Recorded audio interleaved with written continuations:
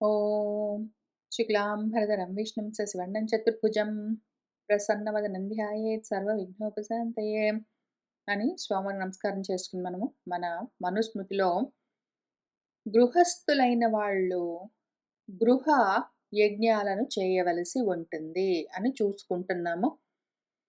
వాళ్లకు 2 కర్మలు యజ్ఞంగా చేయవలసిన కర్తవ్యం ఉంటుంది. గృహస్థులు ఒక్కటి మిగిలిన ఆశ్రమాలందరినీ పోషించవలసి ఉంటుంది.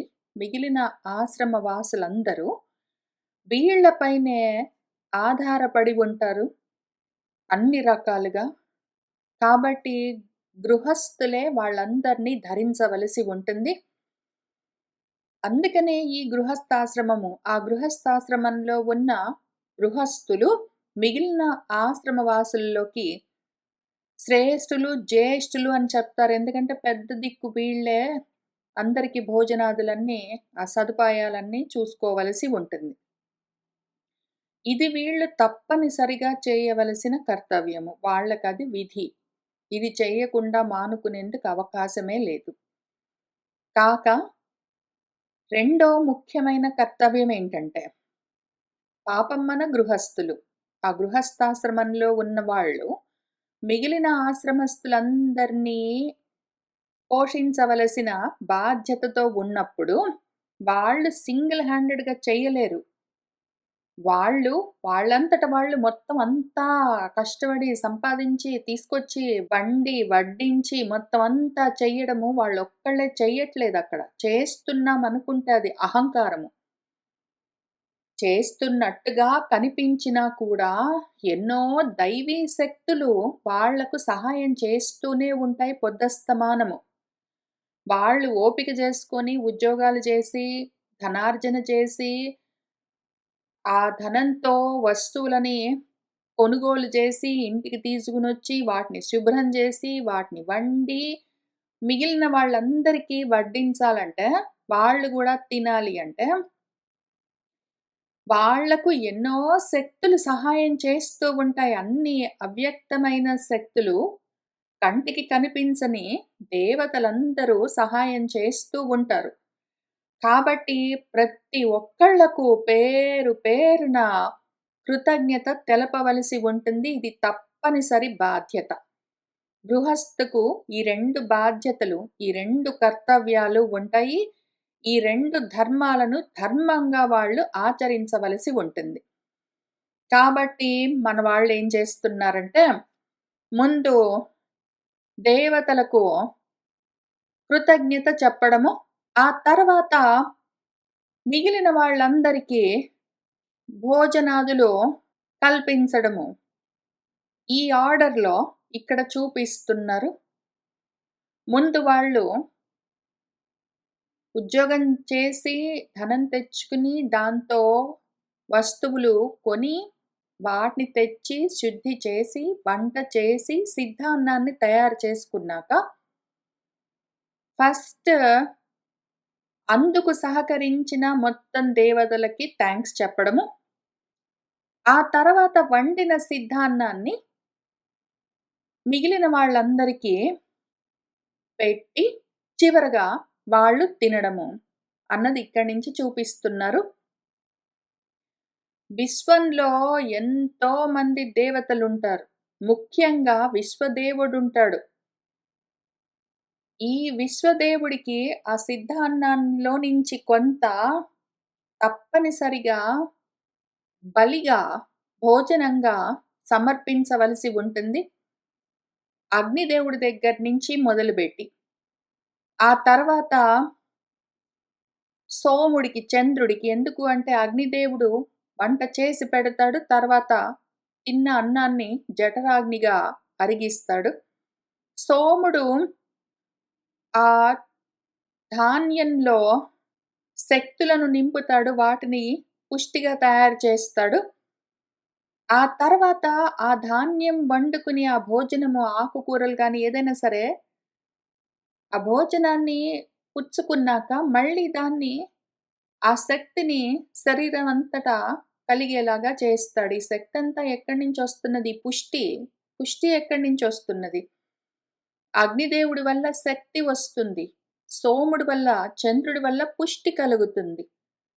కాబట్టి వీళ్ళిద్దరికి ముందు నమస్కారం చేసి థాంక్స్ చెప్పాలి. తర్వాత సమస్తమైన దేవతలకు, విశ్వదేవతలకు, ధన్వంతరికి ఎందుకు అంటే, మనం తిన్న అన్నము మనకు విషప్రాయం కాకుండా ఉండాలి. మనకు వ్యాధులు కలగకుండా ఉండాలి. మనం తిన్న అన్నమే మనల్ని తినగలదు.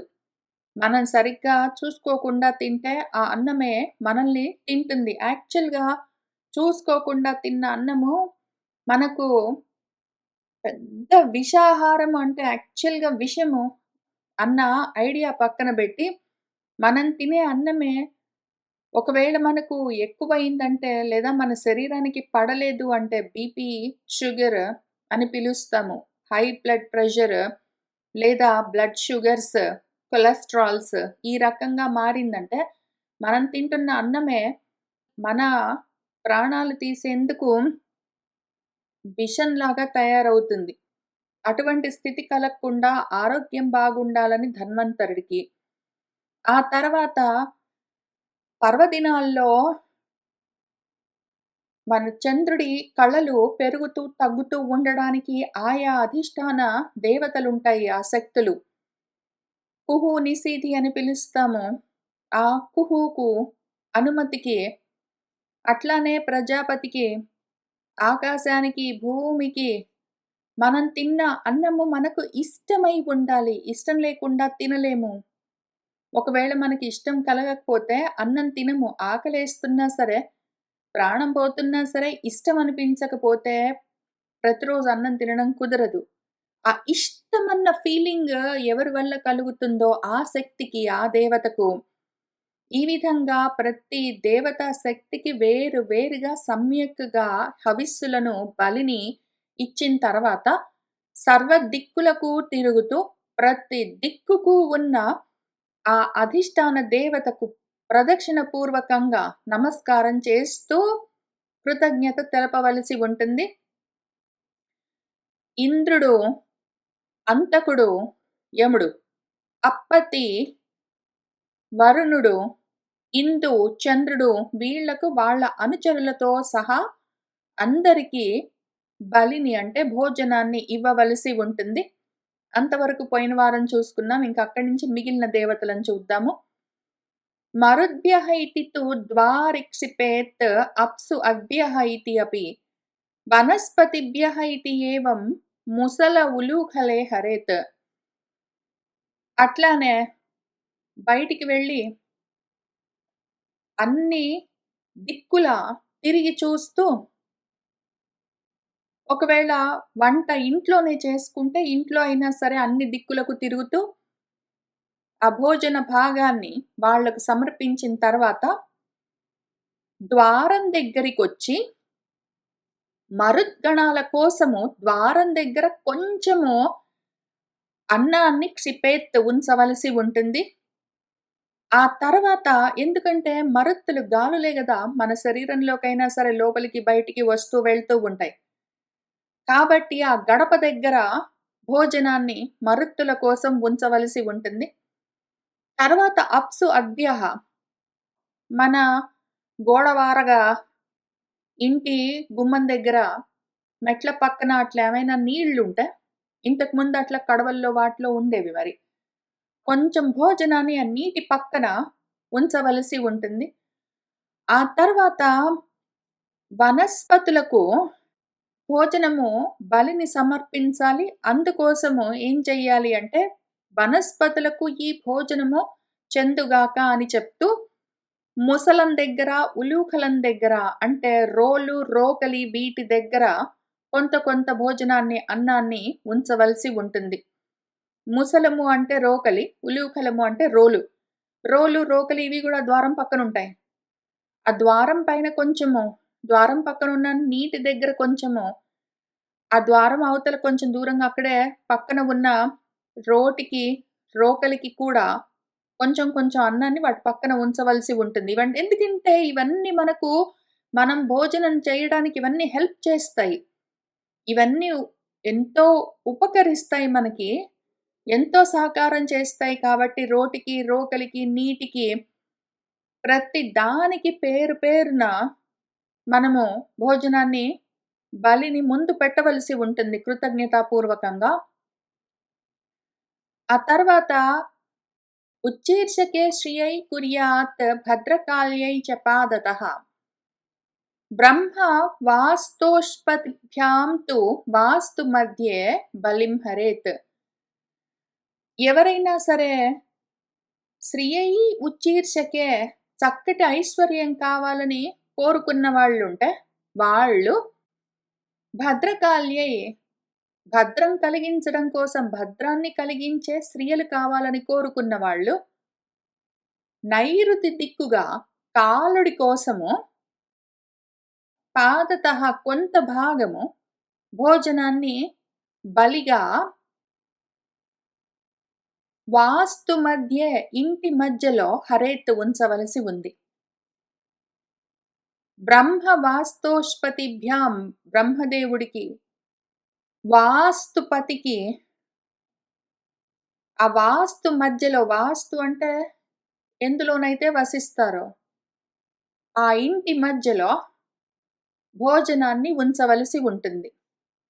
తర్వాత విశ్వేభ్యః చ ఏవ దేవేభ్యః బలిం ఆకాశే ఉత్క్షిపేత్ దివాచరేభ్యః భూతేభ్యః నక్తంచరిభ్యః ఏవ చ. విశ్వే దేవతల కోసము అని చెప్పి అదే ఉద్దేశంతో బలిని భోజనాన్ని పట్టుకుని వెళ్ళి ఆకాశే ఉత్క్షిపేత్ ఆకాశంలో పెట్టాలంటే ఇంటి పైన మేడ పైన పెట్టి రావాల్సి ఉంటుంది.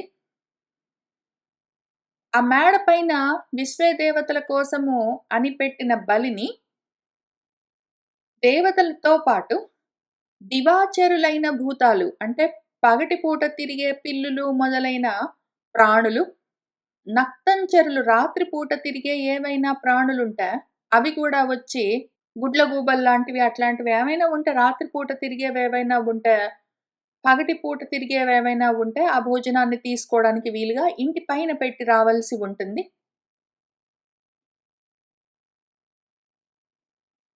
పృష్టవాస్తుని కుర్వీత బలిం సర్వాత్మభూతయే పితృభ్యః బలిశేషంతు సర్వం దక్షిణతః హరేత్. అట్లానే సర్వాత్మభూతయే సర్వాత్మభూతమై ఉన్న ఏ పరమాత్మ సర్వాత్మమై ఉన్నాడో ఆ పరమాత్మ కోసము బలిని ఇవ్వవలసి ఉంటుంది. ఎక్కడ అంటే పృష్టవాస్తుని ఇంటికి వెనకాల సర్వాత్మభూతుడైన ఆ భగవత్ శక్తి కోసం బలిని ఉంచవలసి ఉంటుంది. అట్లానే బలిశేషం కొంత భాగాన్ని పితృభ్యః పితరులకు దక్షిణతః హరేత్ దక్షిణ భాగంలో ఉంచవలసి ఉంటుంది. కాక శూనాంచ పతితానాంచ స్వపచాం పాపరోగిణాం వాయసానాం కృమీణాంచ శనకైః నిర్వపేత్ భువి. శూనాం కుక్కల కోసము, పతితానాం ఏవో కష్టాల్లో ఉన్న వాళ్ళ కోసము, స్వపచాం రేపటి కోసము అన్నది లేకుండా రేపటికి అన్నం ఎక్కడి నుంచి వస్తుందన్నది ఆ నమ్మకం లేకుండా ఉన్న వాళ్ళు, కష్టాల్లో ఉన్న వాళ్ళు ఎవరున్నారో వాళ్ళ కోసము, ఏవో దుఃఖకరమైన రోగాలతో ఉన్న వాళ్ళ కోసము, కాకుల కోసము, క్రిములు అంటే క్రిమి కీటకాల కోసము, వీళ్ళందరి కోసము శనకైహి నెమ్మదిగా భూమి మీద భోజనాన్ని నిర్వపేత్ అక్కడ ఉంచవలసి ఉంటుంది. ఎవరైనా జబ్బులతో ఉన్నవాళ్ళు, ఎవరైనా ఊళ్ళోకి రావడానికి ఇష్టపడని వాళ్ళు, ఎవరైనా అందరికీ దూరంగా ముఖం చాటు వేసుకుని ఉన్నవాళ్ళు, వాళ్ళకేమి కష్టాలొస్తాయో మరి, ఎందుకు ఊళ్ళోకి రారో, లేదా ఊళ్ళో ఇళ్ళు అవన్నీ లేవో, అటువంటి వాళ్ళు ఇంట్లోకొచ్చి అన్నం తినకుండా ఉంటారనుకుంటే వాళ్లకు భోజనం దక్కే విధంగా, వాళ్లకు అందడానికి వీలుగా భోజనాన్ని వాళ్ళ కోసం బయట జాగ్రత్తగా శనకైహి నెమ్మదిగా ఉంచాలి. వాళ్ళకి కావలసినప్పుడొచ్చి పుచ్చుకుని వెళ్తారు. అట్లానే క్రిమికీటకాల కోసము, కాకుల కోసము, కుక్కల కోసం కూడా భోజనాన్ని బయట ఉంచవలసి ఉంటుంది. ఆ తర్వాత కృత్వా ఏతత్ బలికర్మ ఏవం అతిథిం పూర్వం ఆసయేత్ భిక్షాంచ భిక్షవే దద్యాత్ విధివత్ బ్రహ్మచారిణే. ఏవం ఈ విధంగా బలికర్మ ఏతత్ కృత్వా ఈ బలికర్మను ఈ విధంగా చేసి, ఇదంతా మొత్తము భూతబలి. దీని పేరు మొత్తం కలిపి భూతబలి. విశ్వే దేవతల దగ్గర నుంచి అగ్ని కూడా. ఎందుకంటే అగ్ని, మరుత్, నీళ్ళు, ఆకాశము, భూమి ఇవన్నీ పంచభూతాలు. ఆ పంచభూతాల దగ్గర నుంచి క్రిమికీటకాలన్న ప్రాణుల వరకు, పతితుల దగ్గర నుంచి పక్షుల వరకు అందరికీ భోజనాన్ని వాళ్ళకి తప్పకుండా కలిగే విధంగా ఇవ్వడం అన్నది భూత బలి. ఇది ప్రతిరోజు చేయవలసి ఉంటుంది. యజ్ఞంలాగా మన గృహస్థు ఈ విధంగా చేసిన తర్వాత ఇంక నెక్స్ట్ ఫస్ట్ చేయవలసింది పూర్వం అతిథిం ఆసయత్ అతిథులకు పెట్టాలి. భూతబలి అయిపోయిన తర్వాత అతిథులకు భోజనాన్ని పెట్టవలసి ఉంటుంది. ఇక్కడి నుంచి అతిథులకి ఎట్లా భోజనాలు పెట్టాలని చెప్తూ వస్తూ ఉంటారు. అసలు అతిథులంటే ఎవరు అని కూడా డిఫైన్ చేస్తారు. అతిథులంటే ఎవరు అని చూసుకుంటూ వాళ్లకు ఏ విధంగా భోజనాన్ని మనము అందించాలో తెలుసుకుంటూ చేసుకుంటూ వెళ్ళవలసి వస్తుంది. ఇంత చదివేసరికి మనకు ఒకటి అనుమానం రావచ్చు. ఇంతసేపు అయింది అప్పటికే. వంట చేసిన తర్వాత వీళ్ళందరికీ పెట్టుకుంటూ, దిక్కులన్నింటికి పెట్టుకుంటూ, మేడపైకి ఎక్కి, ఇంటి ముందుకెళ్ళి, ఇంటి వెనకాలకు వెళ్ళి, ఇవన్నీ చేసుకుంటూ, రోటికి, రోకలికి పెట్టుకుంటూ, ఇవన్నీ చేసేసరికి అక్కడ వండిన అన్నము చల్లారిపోదా? పైగా వీళ్ళందరికీ పెట్టిన తర్వాత నేను తినాలంటే అసలు ఎప్పటికవుతుంది ఇదంతా? నేనెప్పుడు తినాలి ఇంక మళ్ళీ? అని ఒకవేళ ఆలోచన కలిగిందంటే మాత్రము వెంటనే ఆలోచించుకోండి అసలు మీరెందుకు ఈ ఆశ్రమంలో ఉన్నారో. అసలు ఈ ఆశ్రమంలోకి రావడానికి కారణమేమి అంటే దుర్బలమైన ఇంద్రియాలు. ఆ నోరు గూడా కట్టేసుకోలేకపోవడం గూడా ఒక దౌర్బల్యమే, దుర్బలత్వమే. అందరికి పెట్టినాక నేను తినాలంటే మరి నేను గూడా బాగుండాలి గదా! నా కళ్ళు తిరుగుతుంటే మరి ఇవన్నీ అవుతుంటే నేను అందరికి బెట్టి అందరూ తిన్నాక నేను తినాలంటే నాకేమన్నా అవుతే నేను అడ్డం పడితే నన్ను చూసేవాడెవడు అని ఇవన్నీ అనుకున్నారంటే దుర్బలమైన ఇంద్రియాలతో ఉన్నారు అసలే. ఈ రకంగా గూడా చేశారంటే మీరు గూడా పతితులవుతారా కాస్త.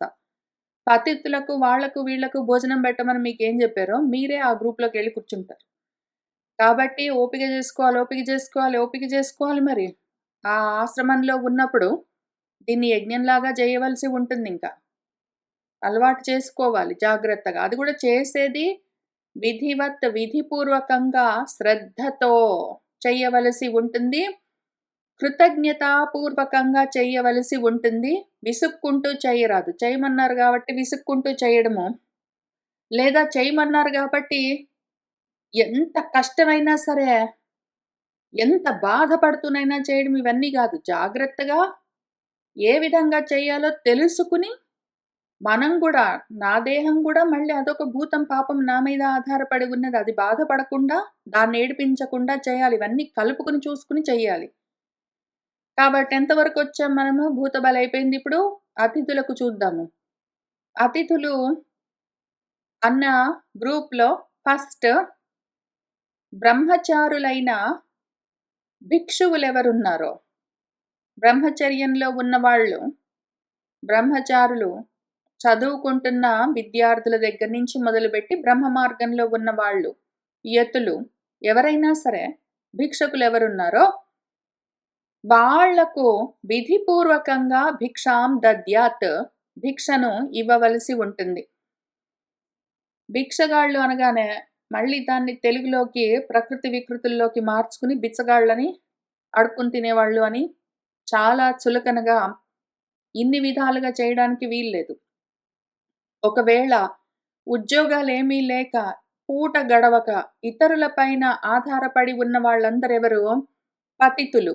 వేరే విధంగా వాళ్ళకి ఇల్లు గడవట్లేదంటే, అటువంటి వాళ్ళకి ఇంక రేపటికి అవకాశం లేని వాళ్ళు, ఇతరుల పైన ఆధారపడి ఉన్న వాళ్ళెవరున్నారో వాళ్ళు పతితులు, స్వపచ్చులు. భిక్షగాళ్ళంటే ఎవరు? బ్రహ్మచారులు, భిక్షను పుచ్చుకునేవాళ్ళు. వీళ్ళకు ఇంటి ముందు అక్కడ గడప పక్కన పెట్టడం అవన్నీ ఉండవు. వీళ్లకు విధిపూర్వకంగా ఇవ్వవలసిన విధంగా భోజనాన్ని ప్రదానం చేయవలసి ఉంటుంది. ఆ తర్వాత అతిథులకు పెట్టాలి. మనింట్లో ఎవరైనా ఉంటే వాళ్లకు పెట్టాలి అతిథులకు. వాళ్ళెవరంటే సంప్రాప్తాయ తు అతిథయే ప్రదద్యాత్ ఆసన ఉదకే అన్నంచ ఏవ యథాశక్తి సత్కృత్య విధిపూర్వకం. ఎవరైనా అతిథి సంప్రాప్తిస్తే ఆ రోజుకి మన ఇంటికొస్తే అటువంటి అతిథికి విధిపూర్వకంగా సత్కరించి గౌరవ పురస్సరంగా మర్యాదగా సత్కారము సమ్మానపూర్వకంగా ఆసనము కూర్చోడానికి చూపించి ఉదకము మంచినీళ్లతో సహా అన్నాన్ని యథాశక్తి మనకెంత శక్తి ఉన్నదో మనం వండుకున్న దాంట్లో దాన్ని ఆ సిద్ధాన్నాన్ని వాళ్లకు కావలసినంత గౌరవంగా అతిథులకు ఆ అతిథికి ప్రదద్యాత్ ఇవ్వవలసి ఉంటుంది. ఈ అతిథికి ఇవ్వవలసిన భోజనం ఎట్లా ఇస్తాము అంటే ఆసనము ఉదకము అన్నం అన్నారు కదా, దాన్ని ఎట్లా ఇస్తాము అంటే తృణాని భూమిః ఉదకం వాక్ చతుర్థీ చ సూనృత ఏతాని అపి సతాం గేహే న ఉచ్ఛిద్యంతే కదాచన. అతిథులకు తృణము వాళ్ళు కూర్చోడానికి దర్భాసనం వంటివి ఆ రోజుల్లో. ఇప్పుడంటే సోఫాలో కుర్చీలో ఏవో ఉంటాయి. వాళ్ళు కూర్చునే భూమి లేదా వాళ్ళు పడుకునే భూమి ఆ ప్రాంతమంతా శుద్ధిగా ఉండాలి. ఉదకం వాళ్ళకిచ్చే మంచినీళ్లు కూడా అవి కూడా స్వచ్ఛంగా, శుద్ధంగా ఉండాలి. అట్లానే వాళ్ళతో మనం మాట్లాడే మాట కూడా నాలుగోది వాక్ కూడా ఎప్పుడూ శుద్ధంగా, మృదువుగా ఉండాలి. కదాచన అది ఎప్పుడు సతాం గేహే సత్పురుషుల ఇళ్లల్లో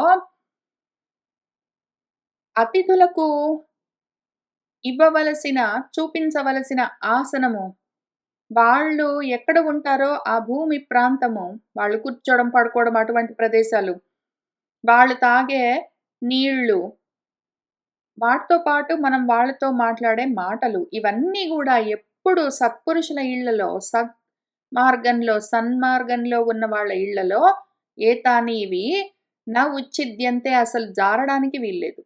అవి ఎప్పుడూ చెడిపోరాదు. ఎప్పుడూ అవే అట్లానే ఉండాలి. చక్కగా ఉండాలి. చక్కటి మాట ఉండాలి. చక్కగా నీళ్లు ఉండాలి. మంచి భూమి ప్రాంతము, వాళ్ళెక్కడుంటారో వాళ్ళుండే ప్రదేశము, వాళ్ళు కూర్చోడానికి వస్తువులు అవన్నీ కూడా ఎప్పుడూ ఉండాలి. ఇప్పుడు ఇంతకీ అతిథి అంటే ఎవరు? ఏకరాత్రం తు నివసన్ అతిథిః బ్రాహ్మణః స్మృతః అనిత్యం హి స్థితః యస్మాత్ తస్మాత్ అతిథిః ఉచ్యతే. ఏ బ్రాహ్మడైతే ఎక్కడైనా సరే, ఎవరింట్లోనైనా సరే ఏకరాత్రం ఒక్క రాత్రి నివసిస్తే అటువంటి వాణ్ణి అతిథి అని స్మృతః అంటారు. అతిథి అన్నవాడు ఆ తిథి మారిపోయిన తర్వాత కూడా ఇంక అక్కడే ఉండడానికి వీల్లేదు. ఇవాళ ఏదో ఏకాదశి రోజు వచ్చాడు. ఈ తిథి మారి రేపు ద్వాదశి అయితే కూడా ఇక్కడే ఉంటాడు. ఎల్లుండి త్రయోదశి అయితే కూడా ఇక్కడే ఉంటాడు అంటే వాడు అతిథి ఎందుకు అవుతాడు? ఇంక తిథి అవుతాడు వాడు. అన్ని తిథుల్లో ఇక్కడే ఉన్నాడని అర్థం. అట్లాంటి వాళ్ళు అతిథులు గారు. ఆ తిథి మారకుండా ఆ రోజుకి ఒక రోజని అర్థం.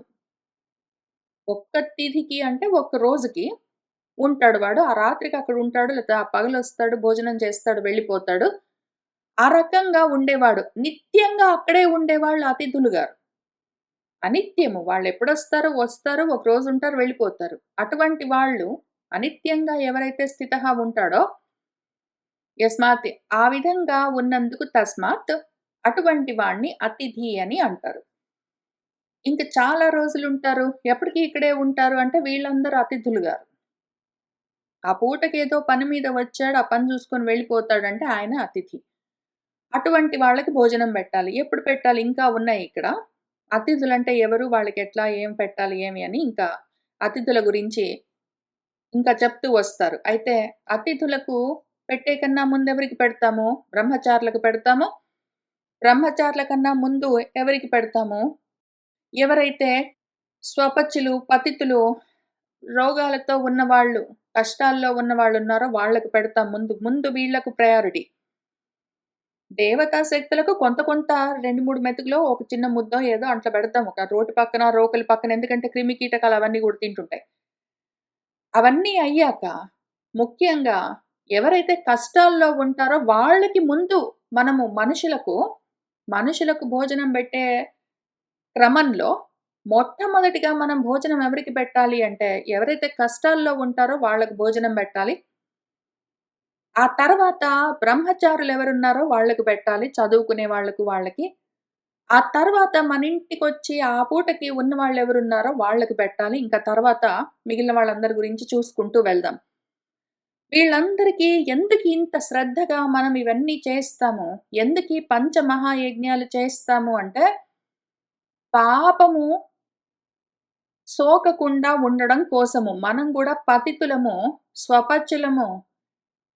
ఈ భవరోగమన్న పాపంలో ఉండేవాళ్ళముగా ఉండకుండా ఉండడం కోసము. ఈ విధంగా ఇంత జాగ్రత్తగా గృహస్థాశ్రమాన్ని మనం పాలన చేయకపోతే, మనం గూడా ఆ పాపంతో, భవరోగంతో ఉంటాము. స్వపచ్చులమై రేపనుకుంటూ మన రేపే మనల్ని దహించి వేస్తుంటే, ఆ విధంగా పతితులమై ఇంకా జన్మల్లోకి జారుతూ ఉంటాము. ఇటువంటి జీవితం రాకుండా ఉండడం కోసం యజ్ఞం చేస్తాము. ఒక ముఖ్యమైన విషయం చెప్పుకుందాము. గృహస్థును యజమాని అని పిలుస్తారు. యజమాని అని ఎందుకంటారంటే, ఆ ఇంటికి యజమాని అని ఎందుకంటారంటే, ఆ ఇంటికి ఓనర్ కాబట్టి, ఇల్లు కొనుక్కున్నాడు లేతే ఇల్లు కట్టుకున్నాడు. ఆ ఇంటికి ఓనర్ గాబట్టి ఆయన్ని యజమాని అంటారు అనడం తప్పు. తప్పు. అది గాదు దానర్థం. యజ్ఞం చేసేవాడిని యజమాని అని పిలుస్తారు. ఎవరైతే యజనం చేస్తారో అటువంటి వాడు యజమాని. ఆ యజమాని కోసం ఋత్వికులు వాళ్ళందరూ కలిసి మామూలు యజ్ఞం గురించి చెప్తున్నాను. మామూలుగా యజ్ఞం మీకీ యజ్ఞం గురించిన టర్మినాలజీ తెలుస్తుంటుంది గదా! ఎవరైతే ధనమదంతా ఇచ్చి ఆ యజ్ఞాన్ని చేయిస్తూ ఉంటారో ఆయన యజమాని. యజనం చేసేవాడు యజమాని. ఆయన కోసం యాజకులందరూ, ఋత్వికులు వాళ్ళందరూ యజ్ఞం చేస్తూ ఉంటారు. ఇప్పుడు ఈ యజమాని ఆ యజ్ఞం చేస్తూ ఉంటాడు కాబట్టి ఆయనకా పేరొచ్చింది. యజనం చేసేవాడు యజమాని. ఇక్కడ గృహస్థాశ్రమంలో ఉన్నవాడు గృహస్థు. ఆయన యజ్ఞంలాగా గృహస్థాశ్రమాన్ని నడుపుతూ ఉంటాడు గాబట్టి, ఆ గృహస్థాశ్రమము యజ్ఞము ఆయనకు. ఆ గృహస్థాశ్రమము యజ్ఞము.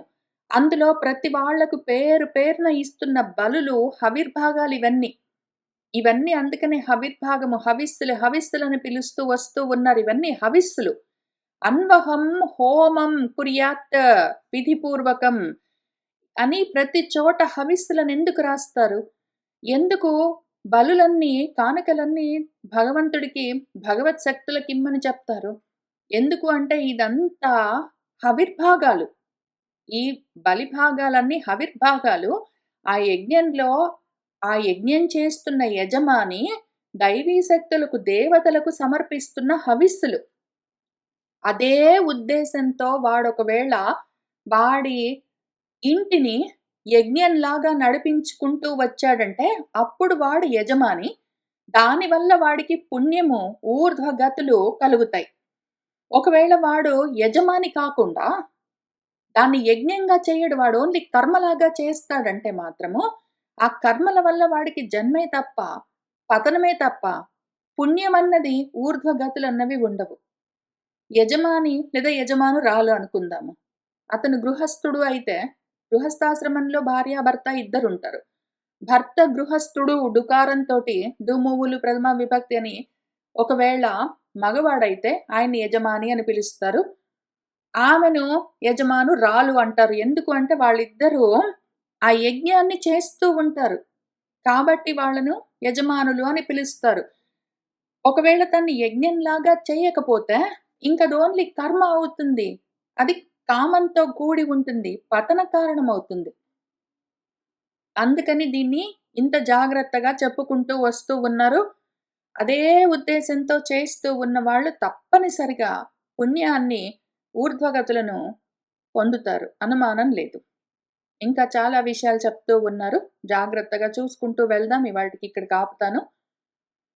సర్వం శ్రీకృష్ణ పరబ్రహ్మ పాదారవిందార్పణమస్తు.